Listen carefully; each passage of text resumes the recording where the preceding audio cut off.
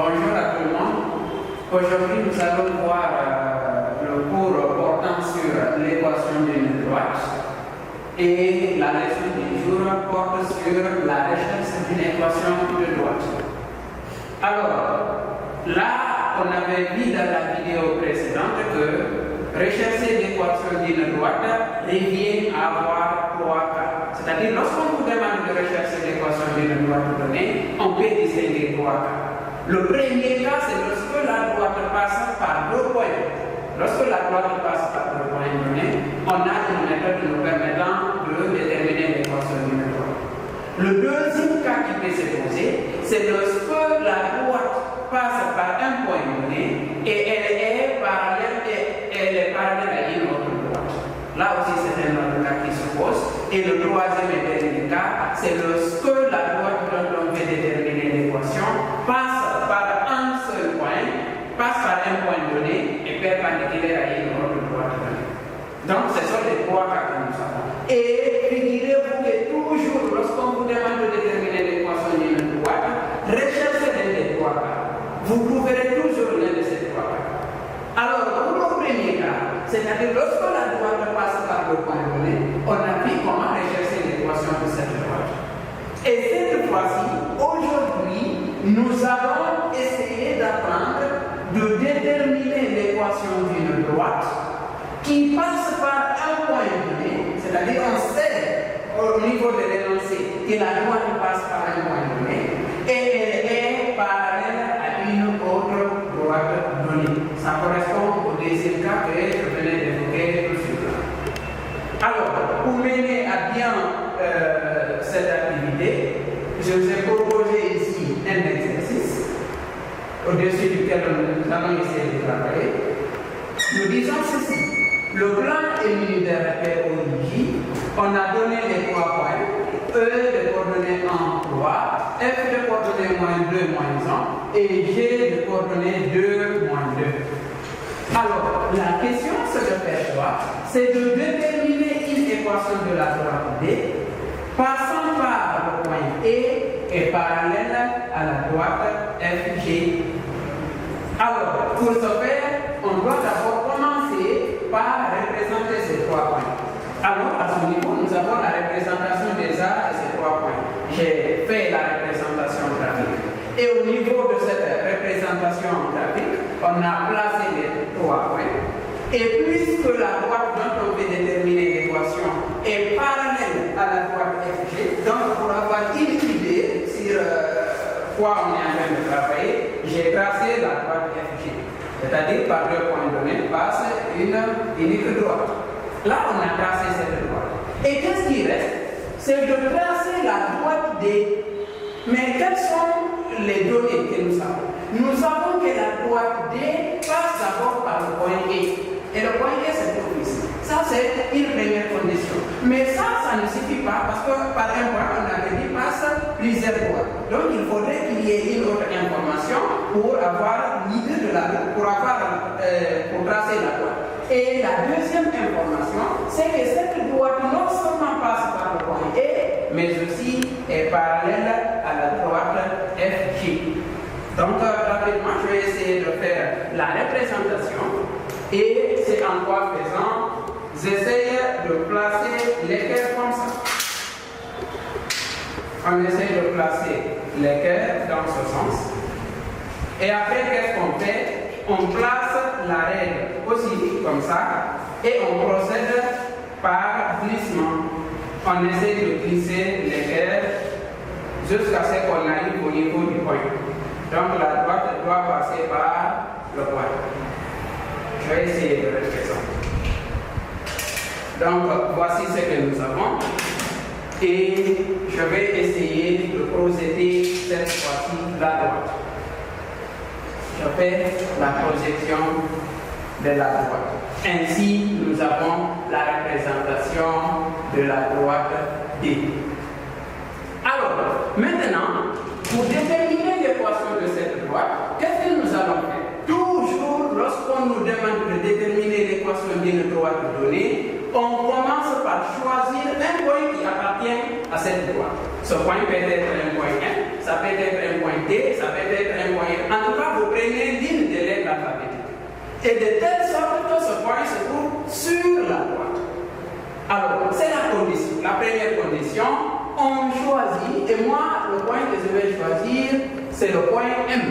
Donc, on choisit un point M et un groupe de coordonnées, mais le point M peut être un peu partout au niveau de la droite. Donc, on ne peut pas affecter des coordonnées au point directement. Parce que si quelqu'un dit par exemple que le point M se trouve à ce niveau, quelqu'un d'autre peut supposer que le point M se trouve par là et ainsi de suite. Maintenant, si on désigne par les lettres, là on n'a pas de problème. Donc on désigne un point M ayant un couple de coordonnées X et Y qui appartient à la droite donnée. Donc on veut déterminer l'équation.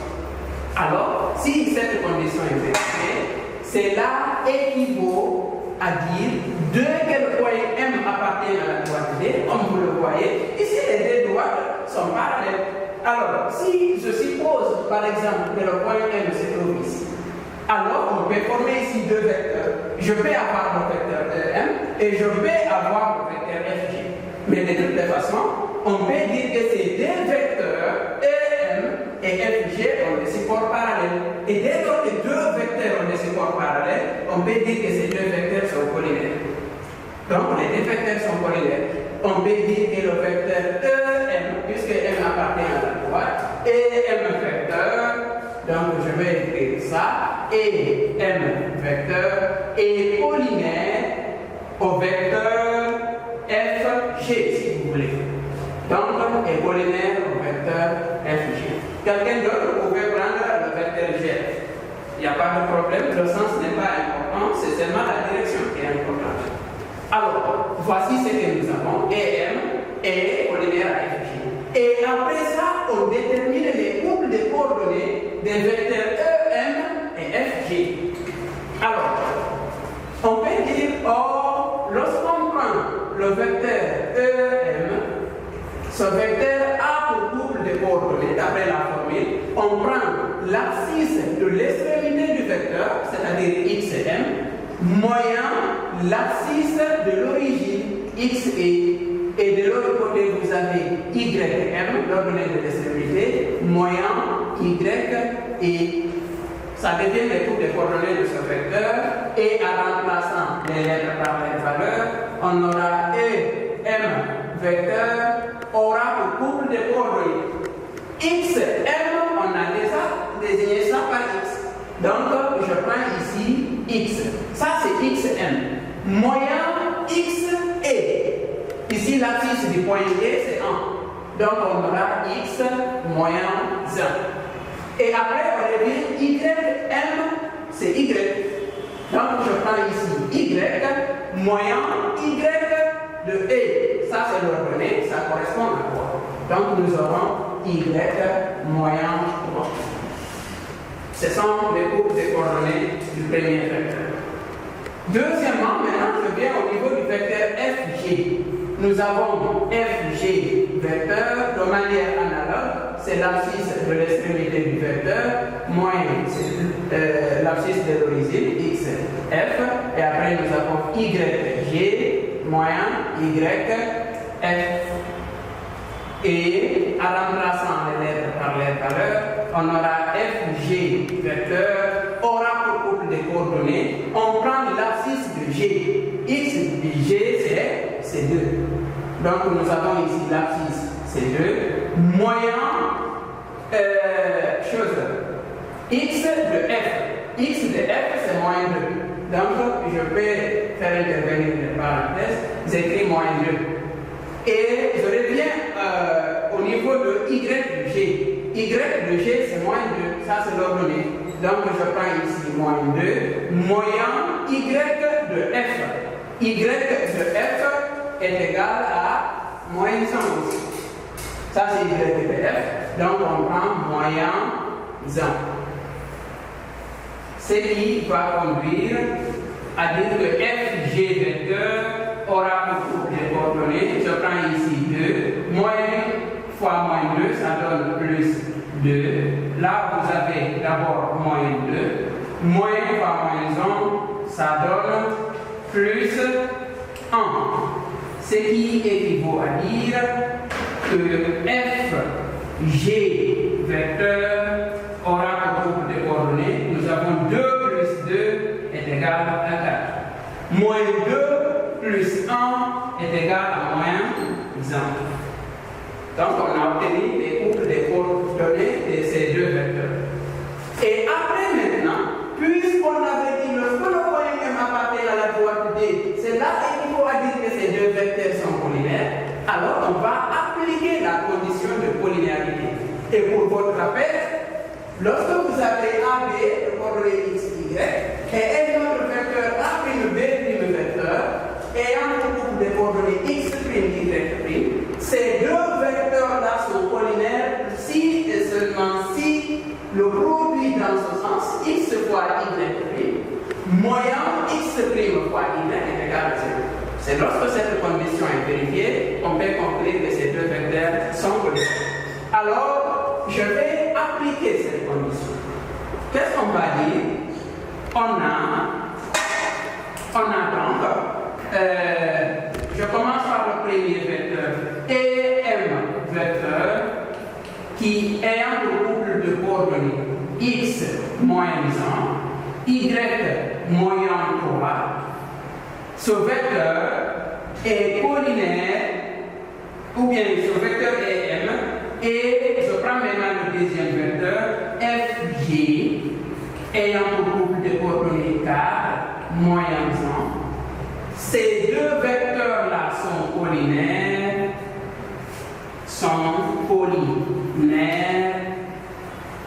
équivaut à.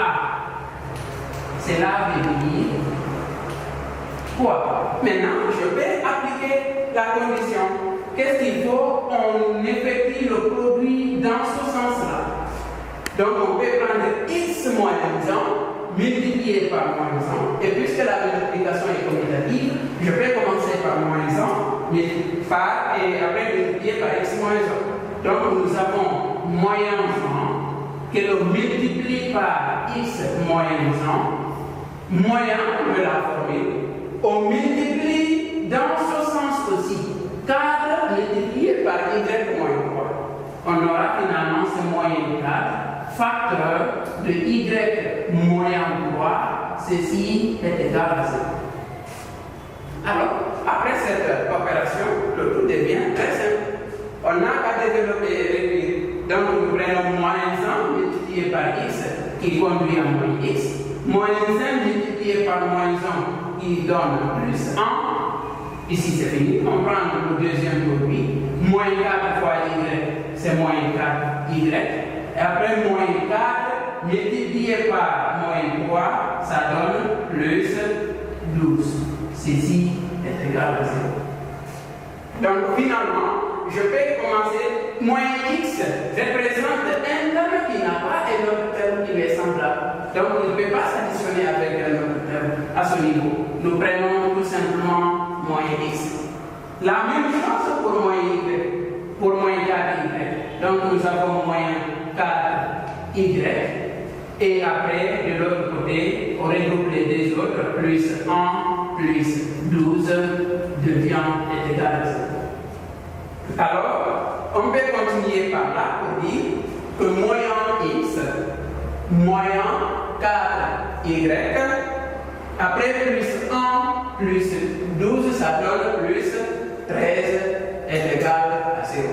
Ainsi, on conclut que l'équation de la droite D, n'oubliez surtout pas de mentionner ça à la fin, puisque c'est le but recherché. Donc, l'équation de la droite D est moyen x moins 4y plus 13 est égal à 0. Donc, voici l'équation de la droite D. Alors, qu'est-ce que vous devez retenir jusque-là? On vous demande de rechercher l'équation d'une droite. Figurez-vous qu'on a toujours 3 cas qui peuvent se poser. Donc, la première interrogation, c'est quel est le cas qui est apparu.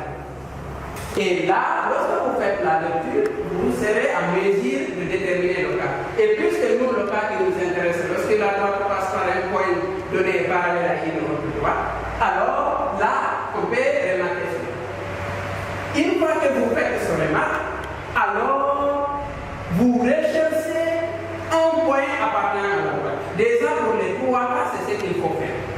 Et lorsque le point appartient à la droite, il est bien vrai que dans ce cas, le fait que EM, puisque ce cas-là que nous avons, EM vecteur sera ici collinaire au vecteur FG. Vous appliquez les conditions de collinéarité et vous allez aboutir à l'équation de la droite. Et puisque en mathématiques, il y a toujours des erreurs qui peuvent glisser, alors pour une question de certitude, on va procéder à une vérification. Comme ça, lorsque tu vérifies, tu verras réellement si tu as trouvé l'équation de la droite ou pas. Alors là, on va procéder, on va effectuer une vérification pour cette activité que nous avons. Vérification. Comment on va faire la vérification? On sait que là, c'est l'équation de la droite dès que l'on vient de déterminer. Elle est là, l'équation. Et les données nous ont dit que cette droite dont on veut déterminer l'équation doit passer encore par le point E. Au moins, on connaît les coordonnées du point E. Alors, on peut vérifier ici, est-ce que c'est réel ce point E appartient à la droite? Si ça appartient à la droite, dans ce cas, l'équation de la droite obtenue est vraie. Sinon, c'est pour me dire qu'il y a une erreur quelque part. Alors, on va essayer de faire une vérification. On connaît que E appartient à la droite. Et on connaît et a pour groupe de coordonnées ici en écho. La droite D a pour équation moins x moins 4y plus 13. La vérification. On doit prouver que le point E appartient bel et bien à la droite D, mais en se basant des données et de la réponse que l'on a obtenue. Ceci est égal à 0. Alors, comment on va essayer de le faire? On remplace ici x par où on trouve x au niveau de l'équation de la droite par l'abscisse du point D. Et partout où il y a y au niveau de l'équation de la droite, on remplace par 3. Et finalement, la somme doit donner 0 si l'on a trouvé. Alors, en remplaçant, nous avons ici moyen. X ici, c'est l'abscisse de E. On remplace par l'abscisse de E. En moyen 4 multiplié par Y, c'est l'abscisse c'est l'ordonnée de E. Et ici, l'ordonnée de E, c'est 3 plus ce nombre 13. Et puisque c'est une vérification que nous sommes en train de faire, on ne sait pas d'abord si c'est vrai. On pose est-ce que ceci est égal à 0. On est en train de faire une vérification. Après, on est là. Nous aurons moins 100. Moins 4 fois 3, ça donne moins 12. Plus 13. Toujours on peut poser, est-ce que ceci peut donner 0? Et nous avons moins 100, moins 12. La somme de ces deux conduit à moins 13. De l'autre côté, nous avons plus 13. Moins 13 plus 13 est bel et bien égal à 0.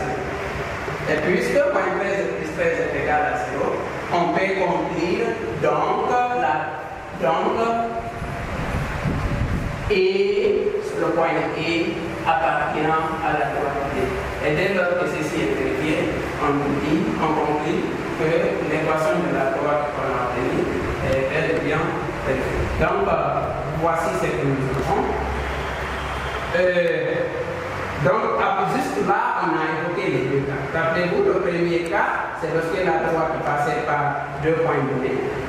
Lors de la première vidéo, on avait déterminé cela. Deuxième cas, c'est lorsque la droite passe par un point et parallèle à une droite donnée. C'est ce cas que nous venons d'évoquer. Il reste le troisième cas, c'est-à-dire lorsque la droite donnée qu'on peut déterminer l'équation passe par un point donné et perpendiculaire à une autre droite.